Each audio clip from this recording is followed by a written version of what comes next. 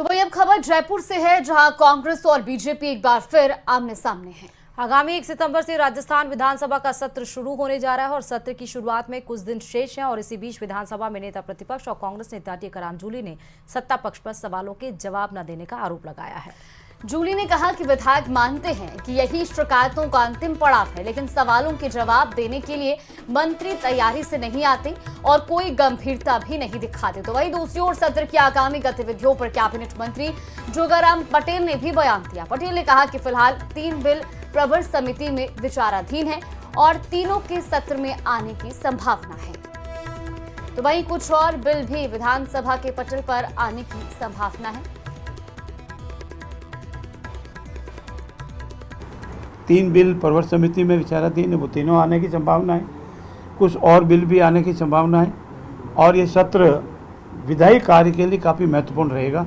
यशस्वी भजनलाल जी के नेतृत्व वाली भाजपा की सरकार, विश्व के सम्मानीय नेता नरेंद्र मोदी जी के डबल इंजन की सरकार, चाहे वो पीड़ित है, चाहे वो शोषित है, चाहे वो एसटी है, चाहे वो एससी है, सबका मान और सम्मान रखते बराबर हक देती है।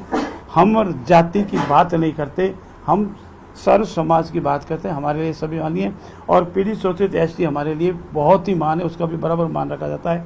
कृपया इस बात पर स्पष्टीकरण दें कि उनके कार्यकाल के दौरान बनी स्क्रीनिंग कमेटी ने जो कार्रवाई की है उसके लिए वो जवाब देवें।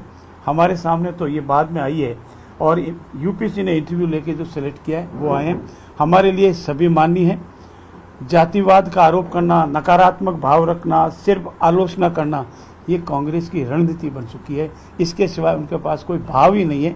इसलिए उनकी नीति और उनका विजन उनको मुबारक। हमारा विजन है सबका साथ, सबका विकास और सबका समान विकास और हमारा सबका विश्वास। इस लेकर हम आगे बढ़ते हैं। धन्यवाद। राजस्थान की विधानसभा के अंदर भी जब क्वेश्चन लगता है तो हर विधायक ये सोचता है कि समस्याओं का अंतिम पड़ाव जो है वो यहाँ पे होना चाहिए, लेकिन क्वेश्चन लगने के बाद मंत्री तैयारी से नहीं आते, उसका जवाब नहीं देते, उस पर गंभीरता नहीं दिखाते। और यहाँ तक कि जब राइजिंग राजस्थान पे कोई क्वेश्चन लगा है उसका आज तक एक भी क्वेश्चन का जवाब नहीं आया, चाहे किसी भी विधायक के द्वारा लगाया गया हो। खुद रफीक खान जी ने लगाया तो उस पर कोई जवाब नहीं आया, हमने लगाया कोई जवाब नहीं आया। तो जो विशेष रूप से जहां सरकार डिफीट हो रही है उन क्वेश्चनों का जवाब देने से सरकार बचती है, जवाब नहीं देती है। ये गंभीर विषय है, ये सदन की प्रॉपर्टी है। आप ईआरसीपी का जवाब नहीं दे रहे थे, आप राइजिंग राजस्थान पे आप जवाब नहीं दे रहे हो, तो ये जो इस प्रकार की परिपाटी आप डाल रहे हो, इसके अलावा बहुत से ऐसे इश्यूज हैं जिनका जवाब आप लोग नहीं देते हो, तो ये गलत है। मैं ये कहना चाहूँगा